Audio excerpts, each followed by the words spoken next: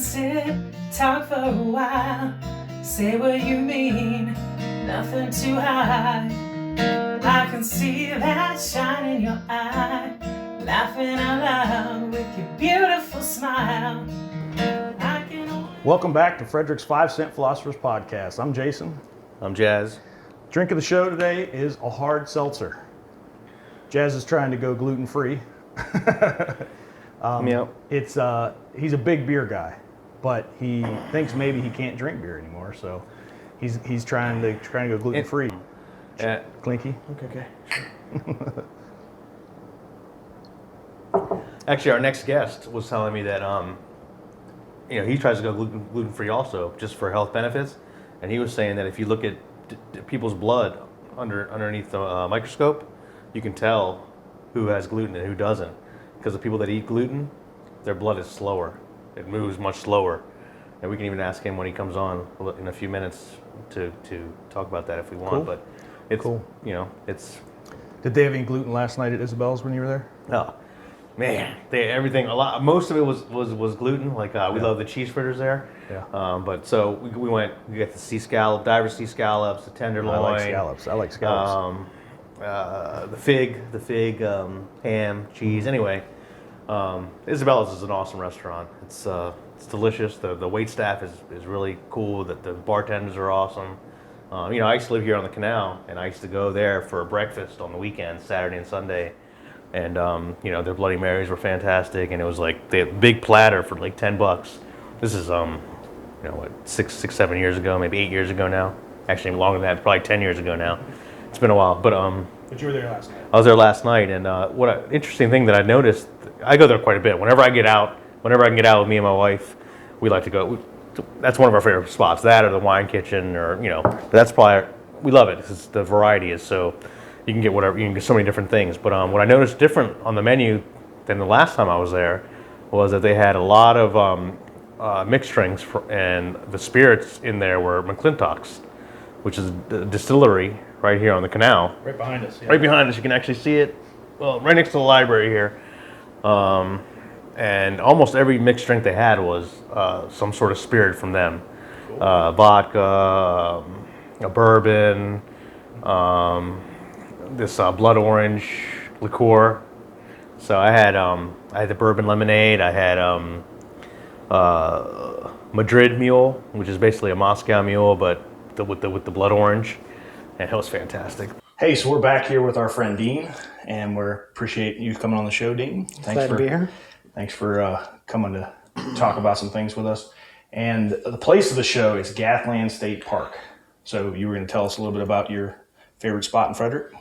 Yeah, so I like to go out, I like to get exercise, and one place that's kind of close to me is Gathland State Park, not to be confused with Gathland State Park. So one is Gath, and that's the one we're talking about. And it's named after a guy, right? Yep. I think it's George Alfred Townsend, and he was a Civil War correspondent. And that was his home. That was this area that he stayed at for a while and built up. And they preserved it as a historical spot, and they also turned it into a state park. Cool. And his pen name was actually Gath, which actually is his initials, G-A-T, with the H on the end. Not sure where the H came from. Awesome. And the Appalachian Trail goes near there, doesn't it? Yep, goes right through there.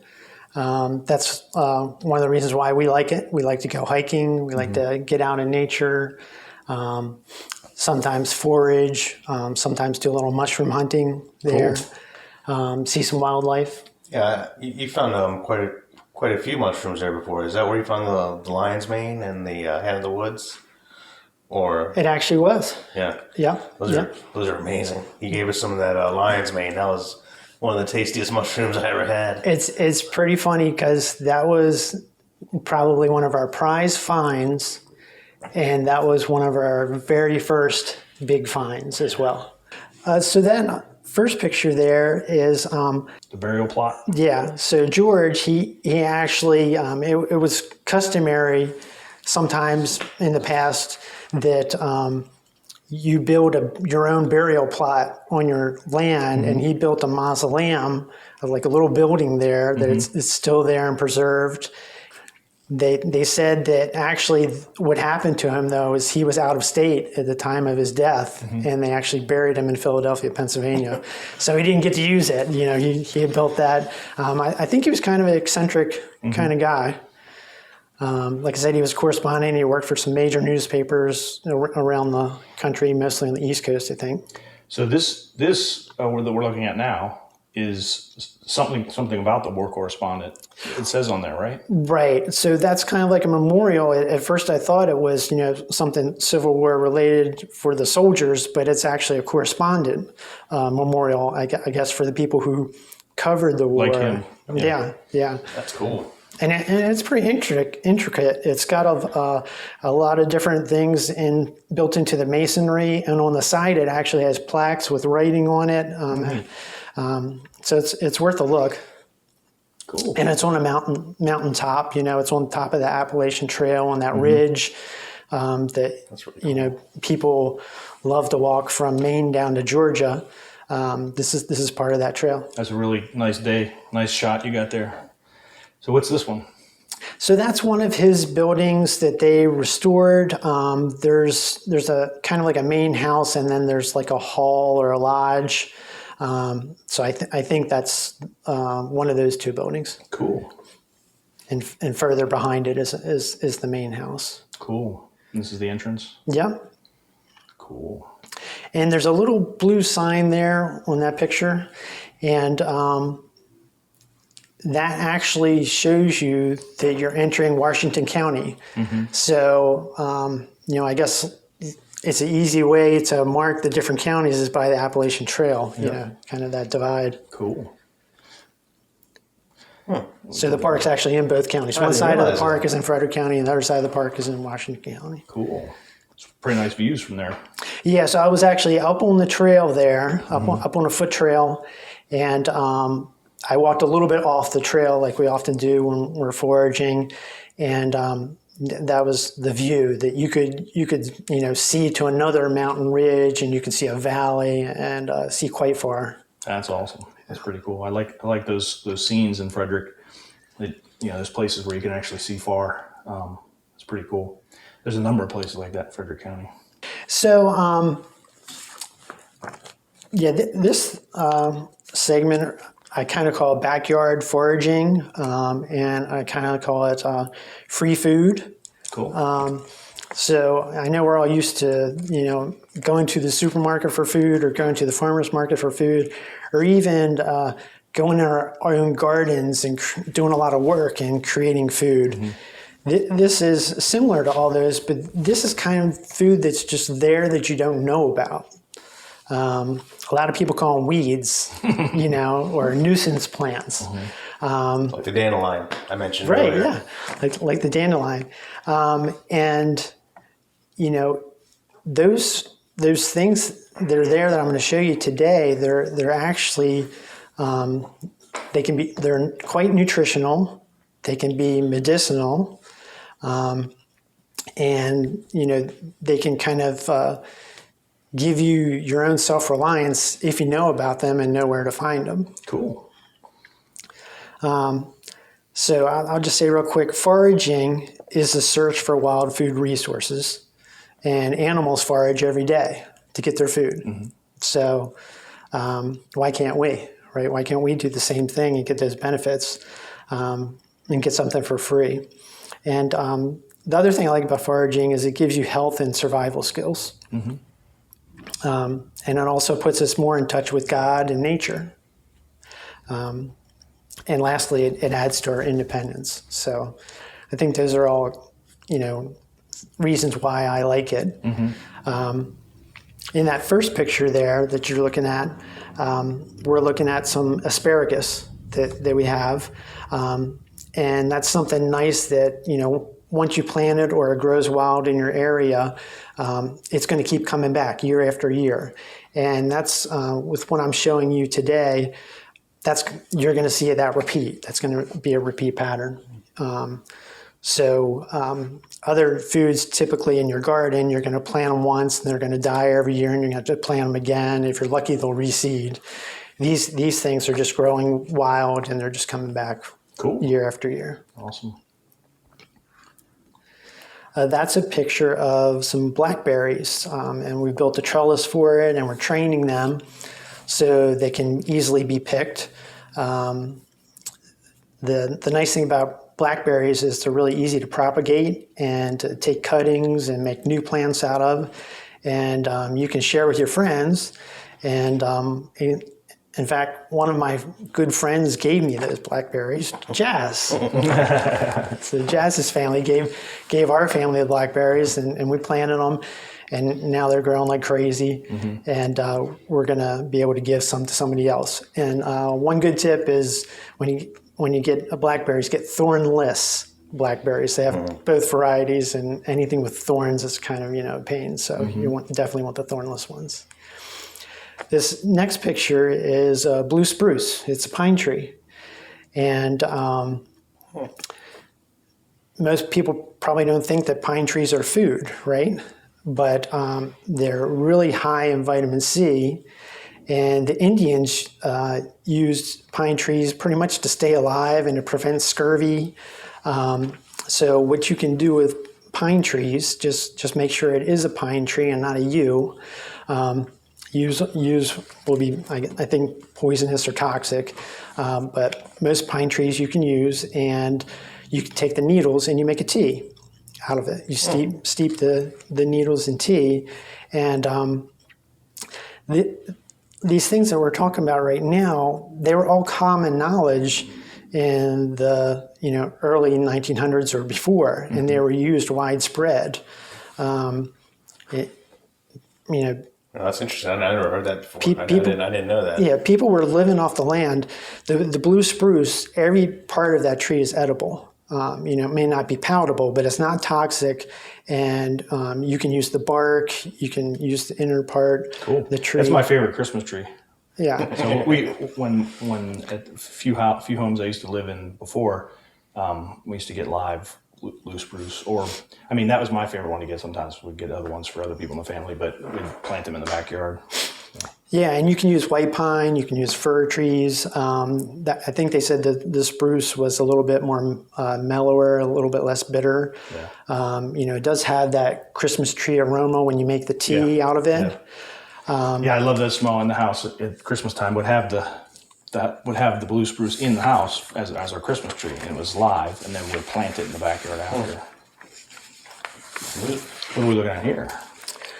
So that's a patch in our garden where we had some cabbage planted, and we kind of preserved it over the winter just by covering it lightly so it wouldn't freeze out.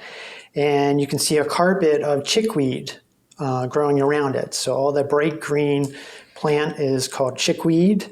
It's a very mellow plant, very buttery tasting. I like it a lot. Like my Jack loves it. Jack just goes around our yard picking it all the time. Yeah. And eating it. So. And I don't know if it's nicknamed that way or not, but the chickens like it too. The chickens like to eat on it and feast on it. It's really interesting because before we started getting into looking for medicinal plants and nutritional plants that just grow around you, I don't remember seeing it. And I'm wondering if it's kind of that law of attraction type thing. You're getting into it. Was there, but you didn't know to look for it, or it's either that or we started asking for it. We started getting into it. We started looking around for it, and then it started appearing in our yard. For us to take advantage of. So. Cool. And this is a close-up on the chickweed? Yeah, that's close-up. Cool. And this is a plant called cleavers. So when the seed pods on your cleavers are turned brown, they can be roasted as a caffeine-free coffee substitute. And interestingly, the cleavers and the coffee plants are relatives in the same plant family. Oh, interesting. The botanical name for cleavers is Gallium, which is Greek for milk. And if you put cleavers in milk, it curdles the milk. And they actually use that technique in England, Cheshire, England, for making cheese. Cool. So I thought it was kind of neat. Yeah. And then in China, in China, they use the young leaves and stems. They're cooked for a nourishing vegetable dish, and even considered a weight-reducing vegetable. Cool. So it's really high in vitamin C, tons of minerals, silica, and you can actually put part of the plant in a smoothie, or you can cook it, dry it, put it in soups to thicken your soup. And it's one of the best cleansing tonics known to purify blood, the lymphatic system, the spleen, thymus, throat, and mammary glands and kidneys. So, it's just kind of an example of it's something there from nature, from God, and it's a little miracle plant. All right, so what are we looking at now? So this picture is a lone dandelion in some clover. So clover is another thing that is totally edible. Even when it flowers, you can eat the flowers. The hard part is just harvesting the clover because each one is quite tiny, and you'll usually end up with a handful of grass mixed in with the clover, and you got to pick out the grass because you don't want to eat the grass. But yeah, clover's out there on your lawn, and it's definitely nutritional. Cool. I know my chickens love it. I didn't realize we could eat it though. What is it good for us? I don't think I wrote down any information facts on it. But you know it's good for you. But or it's just tasty. I basically I've never tried eating it. So chickens love it though for sure. I'll definitely encourage everybody who's watching the podcast to look up each one of these plants, or just look at one and find out whether it's nutritious and find out whether it has some medicinal benefit. And I think you'll be surprised at all the things that these plants can do, and that they're just readily available in your area. Yeah, I mean, I don't know if you were watching the other podcast when we did at my farm with the chickens, and I mentioned that. I mentioned that the chickens find all what they need in the plants. They find whatever medicine they need. They know exactly what they need, and they go find it. And all these plants are there. There's clovers, there's chickweed, all the different plants you're naming. They probably know the names better than I do. But they find them, and whatever illness or whatever need they need met, they find each one and eat them. So just like you're saying, all these different varieties of plants, they fulfill a certain nutrient requirement of the body, and it's all free. You don't even need to plant it. It's already there. Right. Just don't kill it. Don't kill it with chemicals and your grass and your turf or whatever. Right. It's already there. Yep. All right. And so this is a picture of a dandelion. It's already been mentioned a couple times, and I think it's probably one of the most hated weeds out of all the weeds out there for people who want to get it out of their grass. But now I actually celebrate it on my lawn, whenever it comes in spring and in the fall. We even have some around our house in the shady areas through the summer too. But it's mostly out in the springtime, and it'll reemerge in the fall. This plant just has so many good things about it. I can't list them all, but definitely look it up. It's edible from every single piece of it is edible. It's the flowers, the stems, the roots. The roots you can dig up and you dry them, and you can grind that, and they use it as a coffee substitute. You can make a type of coffee out of it. You can also, cook it and eat it as a vegetable. The leaves you can eat as a vegetable. You can eat them as a salad. You can cook them as well. And the leaves are kind of bitter, and kind of like one of your dark leafy greens. All of your dark leafy greens are a little bit more bitter. Yeah, I've had dandelion greens in my salads before. Yeah, and I've actually seen them selling it in the store recently. Yeah. Which is kind of funny. The blossoms are kind of sweet. They're a little bit the sweet part of the plant or whatever, and you can eat those as well. What do we got here? This is garlic mustard. It's an example of an invasive weed that they don't actually like. And so it's just something to mention here that you might actually want to cultivate these weeds on your property, keep them around, put them in certain beds so you know where they are once you identify them. And garlic mustard, it's something you can collect while you're out, but if you want to bring it someplace else, you should be careful about it because it could take over and you might have a hard time getting rid of it. But definitely still nutritious and medicinal and healthy. Cool. This is an example of a new potato patch that we're planting. And there's a purplish plant in there called lamium or a weed called lamium. That I've seen that many times. we found out, it grows all over the place and fills in gaps. But it's actually a partner plant for potatoes and supposed to make your potatoes grow better and taste better. So we're trying that out this year to actually mix that weed in with one of our garden plants. So did you intentionally put that in there? Yeah. Okay. Yeah, we're intentionally putting that in there this year. And I know you had a great sweet potato crop last year with sweet potatoes. Is this sweet potato or is this someone? those look like white potatoes there. Okay. I think those are our white potatoes. That's a picture of mallow. That one's kind of new to me. My wife was pointing that out to me today. It has the round shaped leaves. But again, I think all parts of the plant are edible. Cool. That's plantain. Spelled like the banana? Yes, it is, and it's confusing. But this is plantain, the plant. And you'll see that growing around your yard a lot. And again, that's useful as well too. Cool. And that's a picture of our raspberry patch. Again, you can see a blanket of chickweed on the bottom. It's making like a ground cover there. The leaves are just coming out on the raspberries. But that's something, again, that is sustainable. It's great to have everywhere because it just comes back every year. And these ones bear twice a year. And you can even preserve the leaves for tea. Cool. You had I saw your raspberries last year. You couldn't eat them all. They're crazy. There was that many. We had so many that we froze them and we kept them for smoothies. And I made like a raspberry syrup out of them and things like that. This is a beautiful picture of violets. Wild violets that are growing. And again, every part of that plant is edible too.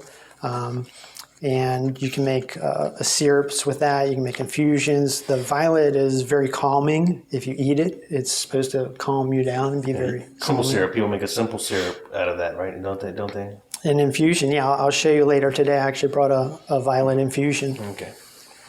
And that one is wild garlic, I believe. I've used this before. Okay. So we're going to have I'll show you wild onions in a bit. And there's the wild onions. They'll grow more in a bunch. Yeah. And the garlic will grow more solo as a plant. Yeah, I've used both. I've never seen the wild garlic before. Yeah, I've used both. That's a burdock. That gets very large. That's a cleansing, like a detox type thing, right? A burdock root or burdock. Isn't that used in like a detox type formulas? It wouldn't surprise me. Yeah, burdock root, definitely. You get the root early in the spring or late fall when the nutrients are packed in the root. You can juice it or cook it in stir fries. Eat the smaller leaves, so it's less bitter. A lot of these plants, when you get the younger leaves, it's going to be better tasting to you. It's going to be not as bitter. Mm-hmm. But yeah, they can get quite large. That looks like a stinging nettle. Oh boy, you don't want that. And when you run into that out in the field and it's a big mature plant, you're going to have like this stinging sensation on your skin. Like, oh man, what is that? Like a bunch of ant bites or bee stings all at once. because of the chemical that's in there. But you can actually, when it's young, you can just grab the top 5 leaves off the plant and eat them. Really? Yeah, it's another highly nutritional Scary, plant. though. That's a scary one. And they also use it for medicinal purposes too, I think. This is called wild lettuce. And it can be used as a pain reliever. When it's young, I think you can eat the young leaves. This is definitely a young plant. When it gets larger, the leaves get more like a dandelion leaf, like a serrated type leaf, and the plant will actually grow kind of like a thistle plant, and it'll grow like 6-7 feet tall before it blossoms out and seeds grow out on it. And I actually saved a whole bunch of leaves off of it and dried them, and you just mash them up into a tea or whatever, and you can use that as a pain reliever. All right, so you have some stuff to show us too. Yeah, so I brought along some things that we use around our house. If you're going to get into this, you probably want to get some books.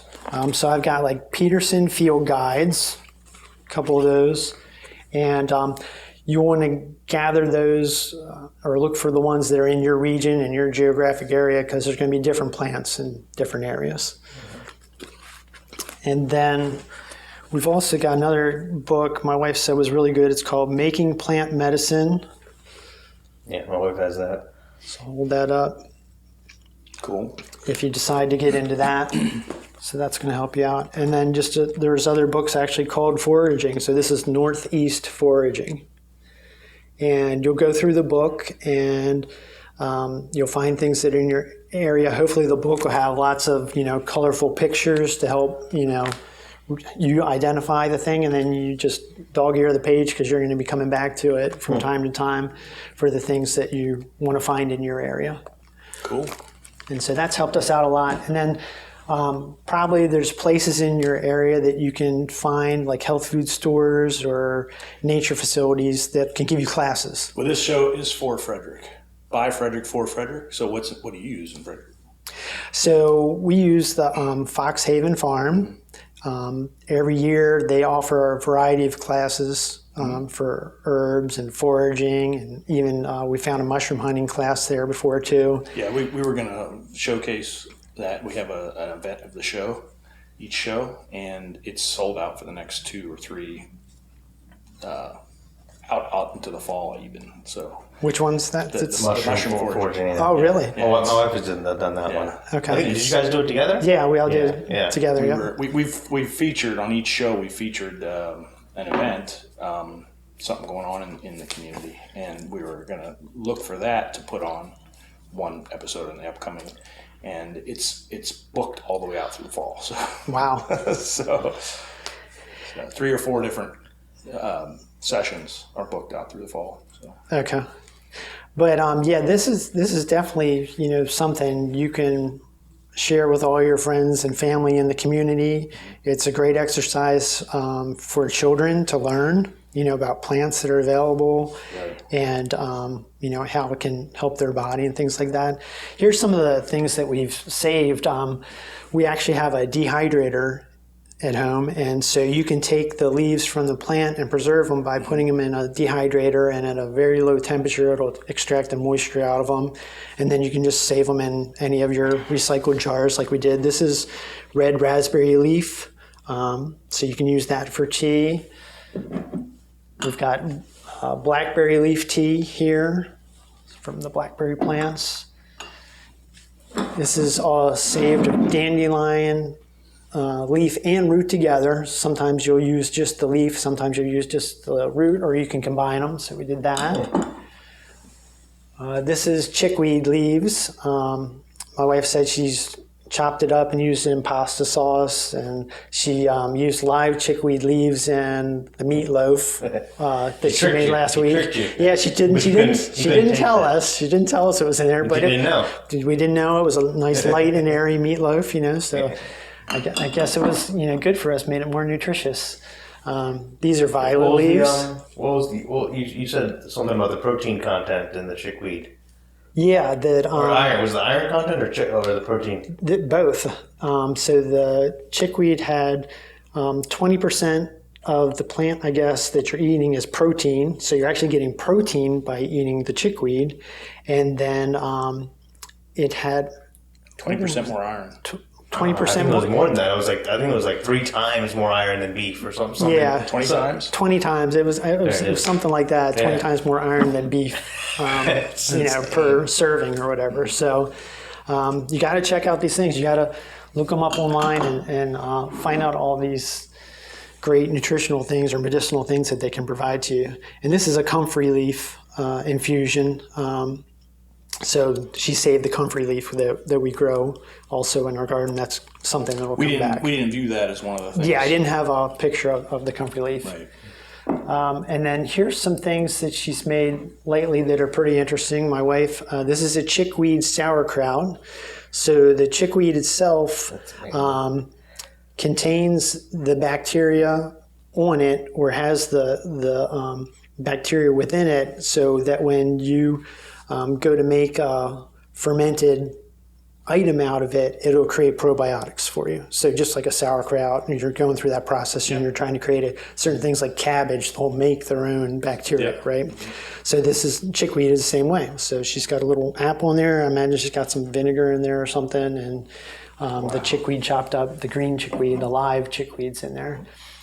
And this is a beautiful infusion. It's called wild violet vinegar that she made. She said it can be a salad dressing or a marinade. Your wife's a nurse, right? She was a nurse by trade, yeah. And so these are the purple violet flowers that you saw in the picture, put into here, and she's infused it into something. Cool. And Same thing that makes a simple syrup. Right? Yeah, you can make, that's actually a vinegar, but you can make more of a syrup out of it too, a flavoring. Yeah, we've used that before with lemonade. Okay. And Right. It's beautiful. I mean, it's when you pour that out for a party or something, people are like, "Wow, what is this?" Yeah. It's really, really impressive. So. And so we talked about the nettle, the stinging nettle. Like when I went to one of my classes, that was one of the beverages they served was a nettle tea. It was like nettle and lemongrass or something like that. We got to do that for the drink of the show one week. Yeah, mixed together, and it was a really refreshing drink. It was a light, refreshing drink. Or the violet one you're talking about. Oh, that's delicious. And strangely, I bet it's really nutritious too. Yeah. You wouldn't think it would be, and this is made out of dandelion blossoms here. So she's got that. That's really cool. I feel like I'm scuba diving or something looking at that. little anemones in there.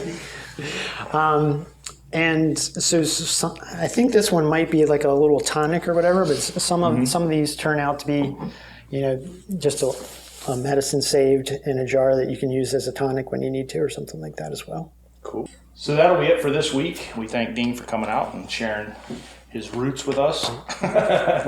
And so our event of the show that we're featuring this week is the Cosmic Collective at Idiom Brewery. It's August 25th, next week, from 2 to 5. It's a band. It's going to be at Idiom. So that's what we're highlighting for our event this time. This Saturday is the Frederick Cleanup, which was the event from last time. Yeah. And this Sunday, you can go check out the band. Yeah, Idiom unfortunately has the best sours in Frederick, and I'm trying to avoid gluten, so I can't have them. You can enjoy them. So thanks for stopping by. See you guys later. See ya. Bye.